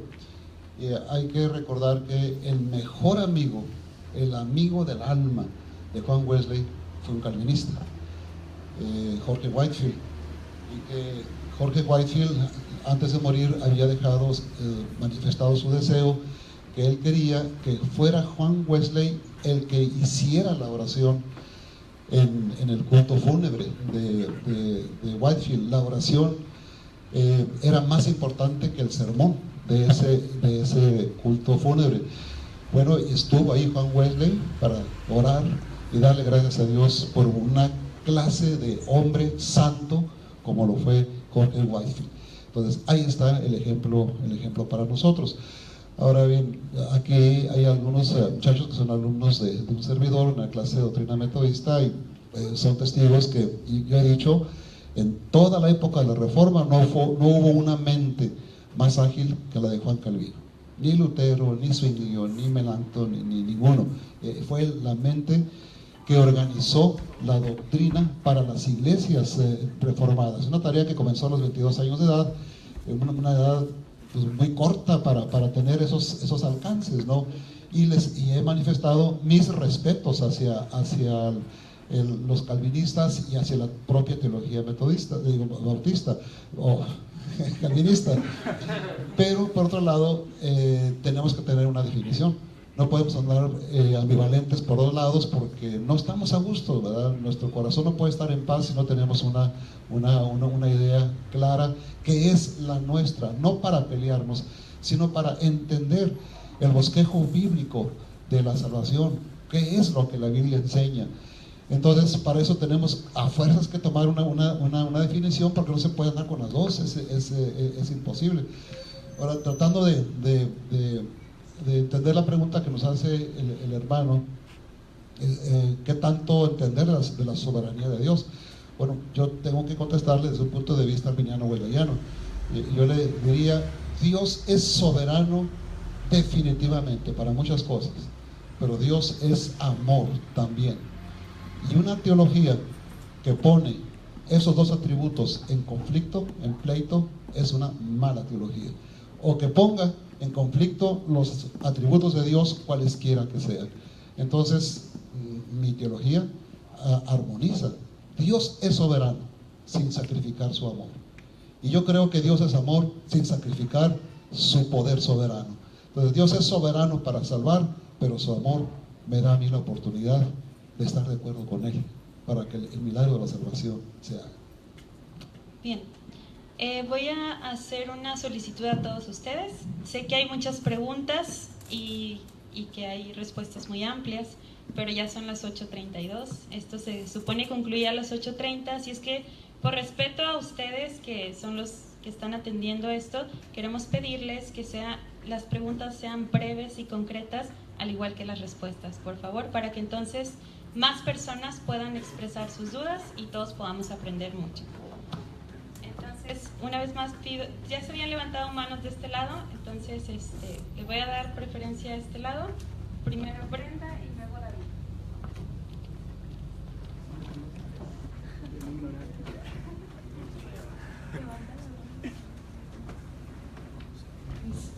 Hermano Sergio, mi pregunta es para usted y es ¿cómo le respondería a un metodista que cree que el hombre tiene la capacidad de escoger a Cristo como su Salvador? Gracias. Que responda. Sí, o sea, que responda, que antes de que diga, es Dios, soy yo, quien sea, se salvo. Tenemos que tener, esto llega a un momento donde ya está en el evangelismo de la calle, ¿no? Entonces, oye, tengo que responder, sí tienes que responder en fe, y esa fe fue dada de Dios, y sí estás respondiendo, sí creo que tenemos parte en esa respuesta.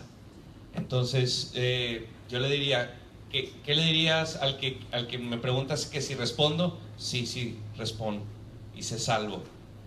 No sé si pude responder a tu pregunta. Más allá así como que respóndele, sino de que él está seguro y tiene la certeza de que es capaz de elegir por sí mismo a Cristo. Pues es que digamos que el punto de vista reformado es Dios te está dando la capacidad para elegir y ser salvo, y entonces elige, ¿sí? Es más que sería la respuesta más concreta en estos medio segundo que puedo responder. David. Como arminianos, ¿qué esperanza podemos tener de que al final de nuestros días podamos tener esa salvación si al final recae sobre nosotros la responsabilidad de tenerla y somos falibles?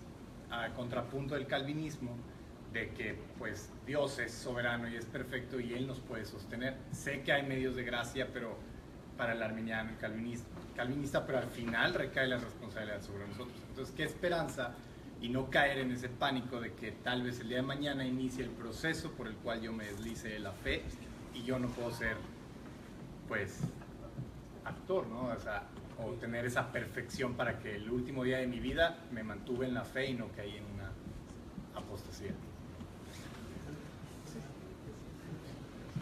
Muy bien, yo creo que es una pregunta legítima y válida que surge obviamente del entendimiento que tenemos de la perseverancia.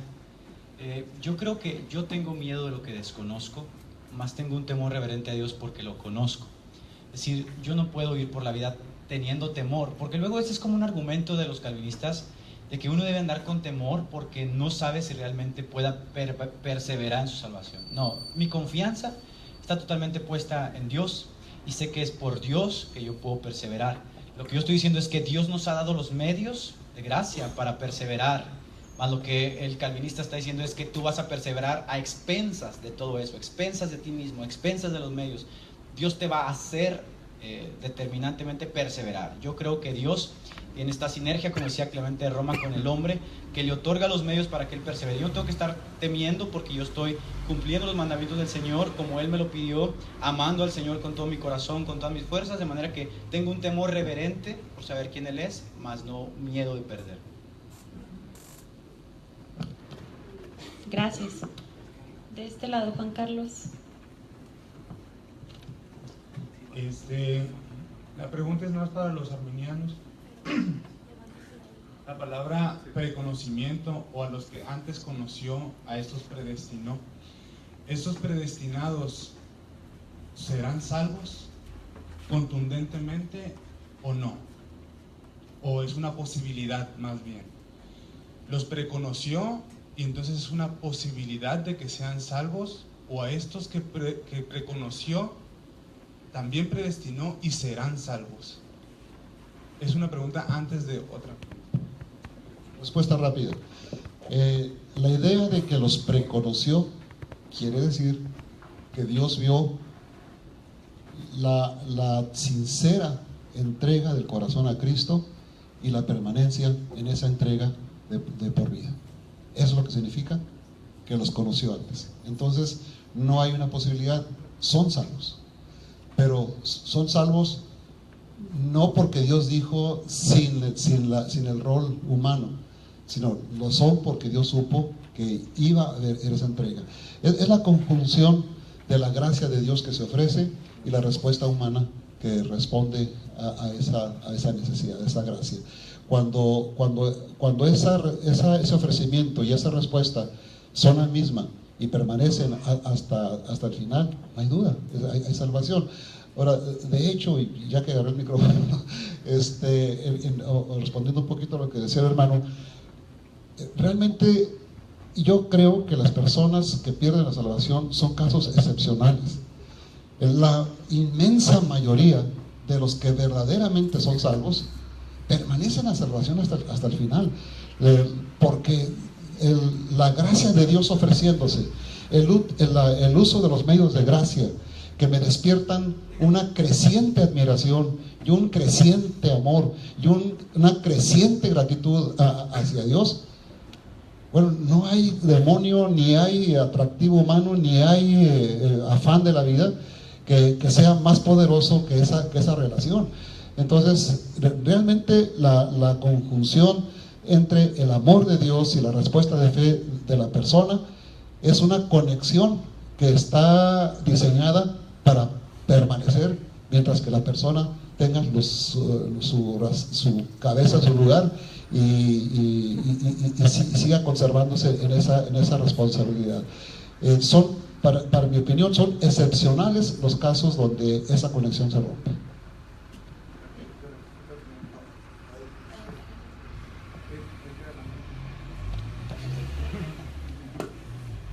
Es que de esta manera en que ha preconocido quiénes iban a ser, quiénes iban a ser salvos, siguiendo la lógica, preconoció a los que no seguirían a Cristo. ¿Por qué, sería para mí tan horrible como el calvinismo muestra que han sido decretados para perdición, que estos que preconoció que no se iban a ser salvos, que él los haya hecho? ¿Cuál es la pregunta en sí? Siguiendo la lógica, como a los que preconoció que iban a ser salvos o que son predestinados, preconoció a los que no iban a ser salvos o que se iban a perder. ¿Por qué entonces los hizo? Si de todas maneras él ya sabía que se iban a perder. Sería a mí de la misma manera horrible más bien, caería al parecer lo mismo que en el calvinismo. Muy bien. Un teólogo metodista de la Iglesia de Brasil ataja esa pregunta de una manera muy buena. Él dice que Dios no elige personas específicas. Hay algunos casos en la Biblia de la predestinación de ciertas personas, mas cuando hablamos de la Iglesia, Él predestina corporativamente. Ahora, cuando hablamos de los no escogidos, nosotros le decimos que la oportunidad de la salvación está ahí. Es decir, este preconocimiento o esta predestinación que Dios hace, todavía la designa, como dije en mis primeras intervenciones, como lo que decía Anselmo, a que el hombre pueda responder. Es decir, y cuando el hombre responde es parte de sus elegidos. No hay aquí una reprobación unilateral, hay una reprobación porque el hombre no cree. Es decir, a los que creen son salvos, mas los que no creen ya han sido condenados. En el caso del calvinismo, por ejemplo, cuando Calvino habla en la institución, en la religión cristiana, él no hace distinción ni entre el salvo ni entre el no salvo. De hecho, él dice que los reprobos y los escogidos pueden ser afectados por la misma suerte de emociones y la misma suerte de convicciones, y aún así en el día final tú llegas delante de Dios para llevarte la triste noticia de que fuiste afectado en tus emociones y en la creencia de que eras salvo, simplemente para que Dios reciba más gloria por medio de tu condenación. Es decir, yo tengo que tener mucho temor en eso. Mientras que por el otro lado, yo puedo tener la confianza de que pertenecía a una predestinación corporativa por el simple hecho de haber creído en Cristo. Entonces yo me levanto en la mañana confiando de que creí en Cristo y yo no tengo ningún temor en cuanto a eso. Ahora, es llevar la lógica demasiado al clímax, y yo siempre he dicho que debemos de supeditar la exégesis a lo que la Biblia nos muestra. Calvino quiso ir más allá y afirmar lógicamente y concluir lógicamente lo que él decía de los reprobos y de los elegidos. Yo no quiero ir más allá. Yo simplemente estoy diciendo lo que la Biblia habla, que si tú crees, fuiste predestinado corporativamente para pertenecer a la iglesia, y si no crees, obviamente no fuiste predestinado. Como decía Moody decía que Dios simplemente actúa como sol ante el barro y ante la cera. Es la cera y el barro la que en su configuración responden diferente ante el sol, no el sol el que actúa contra ellos. El barro se endurece con el sol y la cera se derrite, exactamente igual. Los hombres responden de maneras distintas, y este preconocimiento que Dios tiene funciona de esa manera. palabra aquí adelante. Mi pregunta es para el pastor Sergio. No me restringe y crecí tanto en iglesias pentecostales como en metodistas, y estudié un poco de la Biblia en teología, pero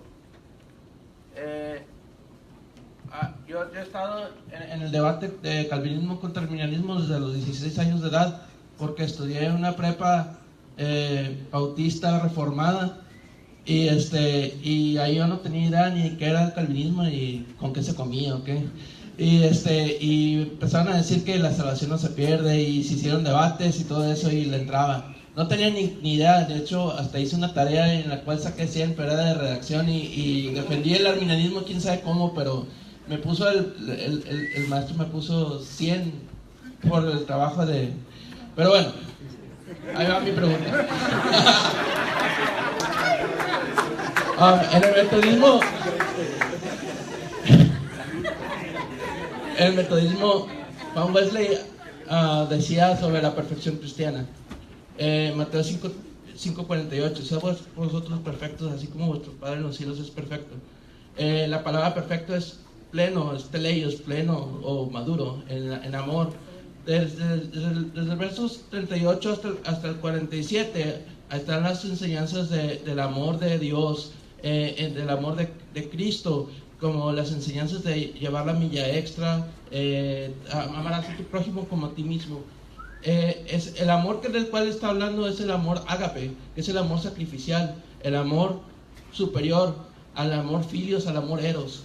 Entonces, si Dios está pidiéndonos ser nosotros perfectos como el Padre en los cielos es perfecto, o sea, plenos, maduros en amor ágape, que es el amor sacrificial, el amor que pasa sobre todo entendimiento, el amor que en Efesios 2 dice que es la plenitud del que abarca todo en todo.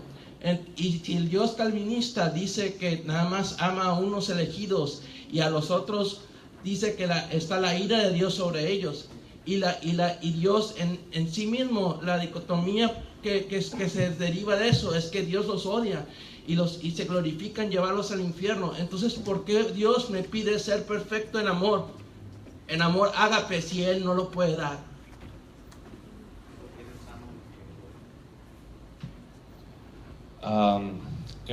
Yo nunca he visto esa dicotomía, porque Dios es amor, y lo que habíamos dicho ahorita, Dios no deja de ser un atributo para otro, y no podemos magnificar un atributo sobre otro. Dios es siempre amor, Dios es siempre justo, Dios es siempre misericordioso, y tenemos que tener cuidado. Creo que cuando Él le dice que seamos perfectos, es a sus discípulos que han nacido de nuevo.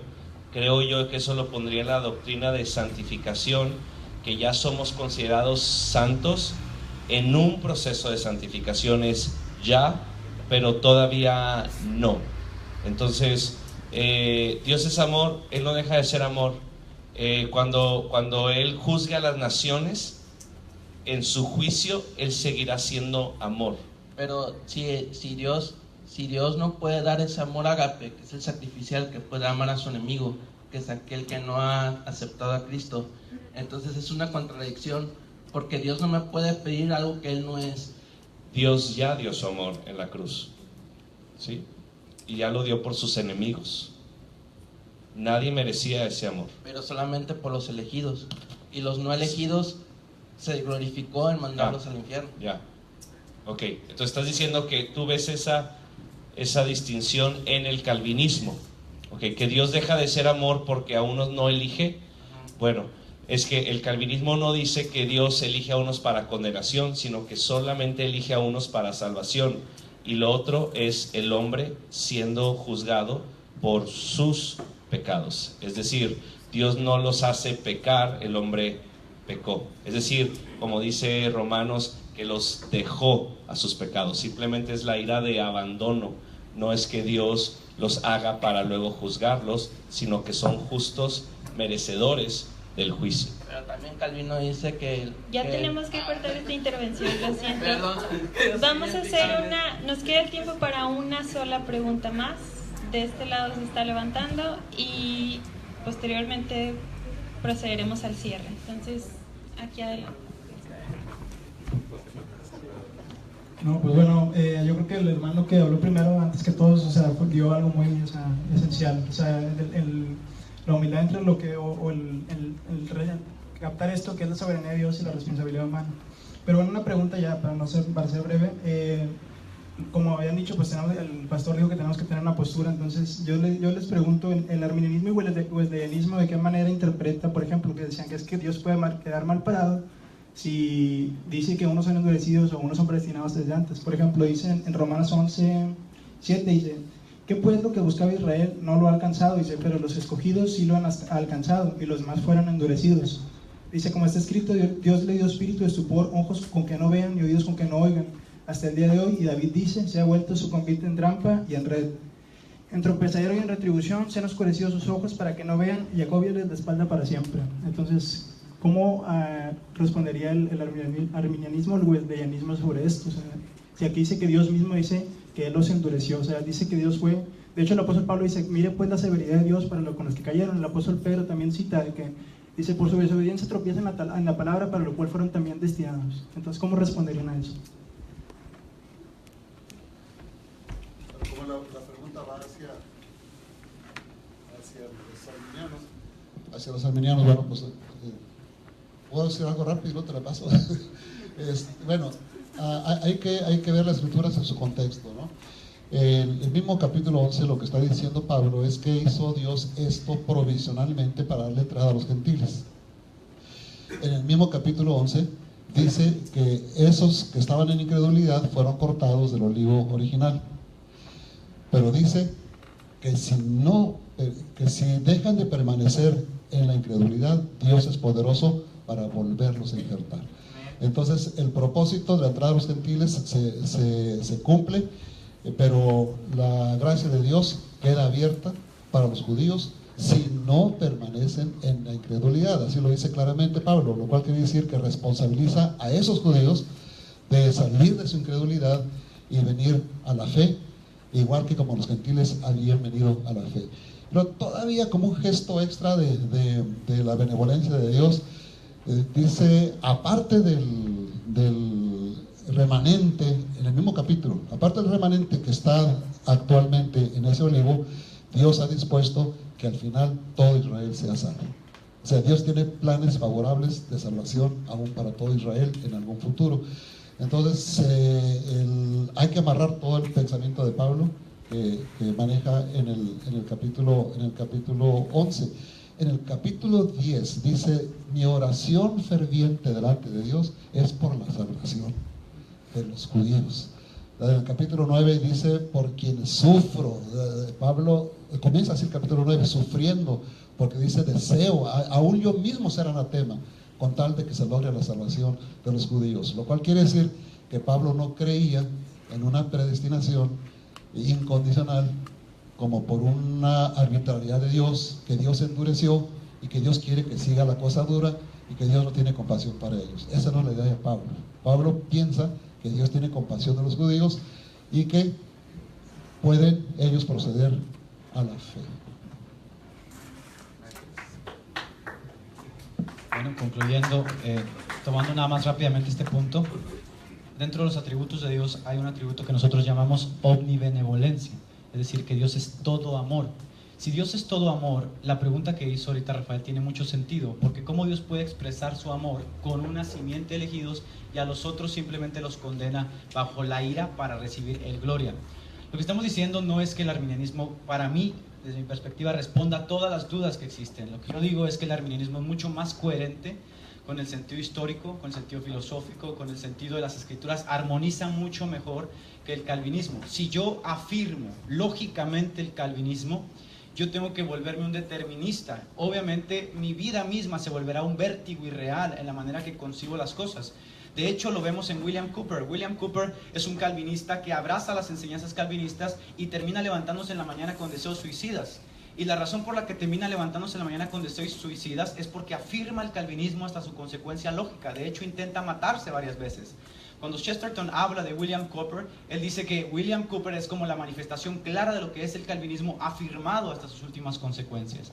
Entonces, hablar tanto de los reprobados como de los elegidos cabe dentro de la cosmovisión arminiana en una manera más coherente si hablamos que los cristianos primitivos tenían una interpretación de ello, si hablamos que en el sentido filosófico obviamente no incurre en un vértigo irreal ni tampoco metafísico, y si hablamos en el sentido que espiritualmente hay acá algo dentro que me redarguye, que me lleva a perseverar. Si yo quito todas estas cosas y simplemente tomo un texto, voy a distorsionar obviamente toda la coherencia de las escrituras.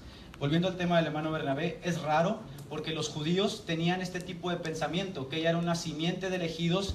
Ellos tenían un dicho que decía que Abraham estaba a las puertas del infierno y que ningún judío pasaría por el infierno porque Abraham estaba ahí. Es raro porque es la misma concepción que el calvinismo ha desarrollado con los mismos pasajes de Romanos que Pablo usa para contradecir eso. Pablo está diciendo que Dios es tan amoroso que abre la puerta, a pesar de los judíos, a los gentiles.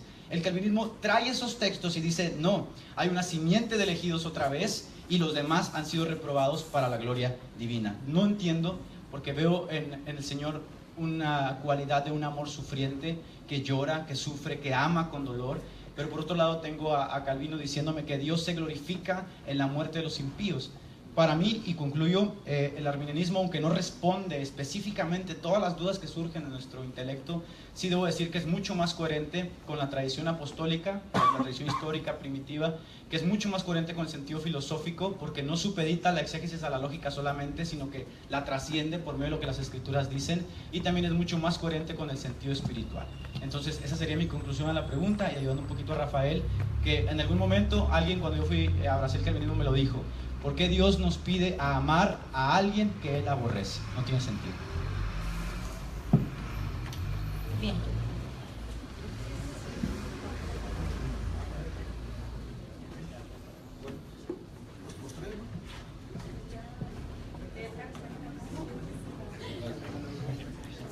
Ok, vamos a escuchar dos últimos comentarios finales de los expositores para cerrar este tiempo. Viniendo de una iglesia sin denominación, empezando un instituto bíblico, mi pastor me pidió diera doctrinas fundamentales. ¿Sí? No tenemos la ventaja de ser metodistas. Entonces yo fui a la librería bíblica, agarré el libro más grueso que había, bueno, el segundo más grueso que había, y agarré ese libro, lo empecé a enseñar. Empezó a ser lógica para mí. Ese libro era un libro reformado con una tendencia calvinista. Yo soy calvinista, no lo puedo decir, no lo soy. ¿Tiendo a lo reformado? Sí, sí lo soy. Me mantengo humilde, eso espero, con ayuda de mi pastor y mis pastores, ¿sí? Con ayuda de mis amigos, ¿sí? Cuando yo leo la Biblia, sé que tengo un filtro, sé que tengo que leer más, sé que tengo que humillarme a que el Espíritu Santo me guíe a toda verdad. ¿Sí? No trato de imponer cosas, que hay una ética que tú y yo debemos de tener, y la ética es cómo conciliamos estas cosas. Esta pregunta yo no la había hecho, sin embargo sé que la voy a tener que responder por ética mía. Lo voy a tener que hacer, voy a tener que luchar con ella, voy a tener que tener una respuesta. Así que espero para mí este tiempo ha sido muy enriquecedor, espero que para ti también. Cuando yo leo la Biblia, tiendo a lo reformado, hacia ese lado, ¿sí? Le pregunté a quien me invitó: ¿y por qué me invitaron? Porque te hemos oído predicar. Bueno, pues aquí estoy, ¿verdad? Nunca he predicado que soy calvinista, nunca he predicado que soy reformado, pero sí he predicado de que el hombre está perdido sin Dios. Entonces, tal vez por ahí me escucharon algo. Entonces, muchas gracias por su atención. Gracias.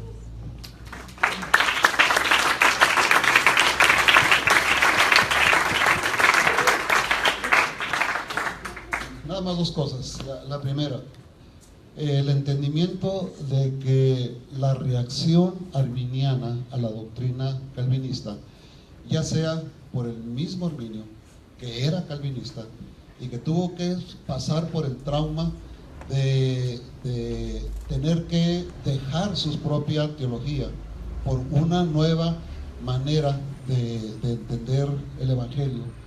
Y lo mismo Juan Wesley, el cual nació, fue criado, educado dentro del calvinismo, y después tuvo que pasar por la misma crisis de tener que dejar su propia herencia por una nueva explicación del Evangelio. Obedece, por un lado, a que se trataba con esta teología arminiano-wesleyana de rescatar la hermosura, la maravilla de Dios. Ellos creían que a Dios se le estaba exponiendo a ser vituperado a través de las conclusiones calvinistas. De hecho, Dios viene a ser peor que cualquier Dios pagano, de los tiempos antiguos, de los tiempos medios, de los tiempos presentes. Un Dios que crea a una parte de la humanidad con la sola finalidad de arrojarla a la condenación, sin darle la oportunidad para que sea salvo ninguno de ellos. Entendamos que si hay un Dios así, yo sí le tengo miedo. A mí me aterra que pueda existir un Dios así. El Dios de la Biblia no puede ser así. Entonces el arminianismo wesleyano va al rescate de la descripción de la naturaleza de Dios, y por otro lado va al rescate de una sana antropología. Si bajo los principios calvinistas entendemos que el hombre está completamente degradado y que Dios se le cortó su voluntad, no tiene libre albedrío, sino solamente para escoger el mal, no hay en el hombre ninguna cosa buena, ninguna cosa buena.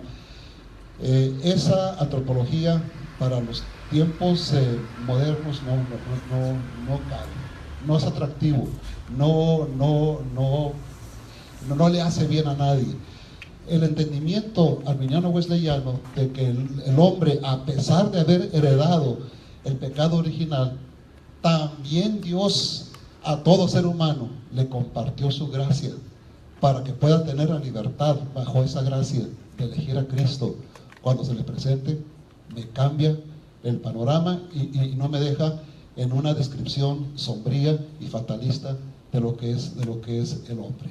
El arminianismo wesleyano promueve la gloria de Dios, la hermosura y la belleza de Dios, y promueve un entendimiento saludable de lo que es el hombre. Entonces, es lo que yo concluyo acerca de mi propia doctrina, y yo me quedo con ella.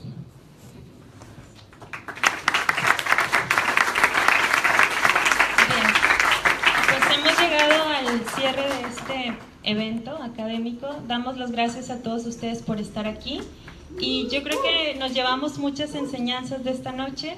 Yo creo que este es un debate que tiene siglos, muchas posturas. Nunca se ha llegado a una conclusión. Las dos posturas se pueden respaldar bíblicamente con infinidad de pasajes, y creo que al final del día lo que nos corresponde es buscar a Dios, ser humildes, respetar la opinión de otros y amarnos como Jesús nos ha amado. Y cedo el lugar a Alejandra, quien tiene unas palabras para ustedes de parte de la Sociedad de Alumnos. Gracias.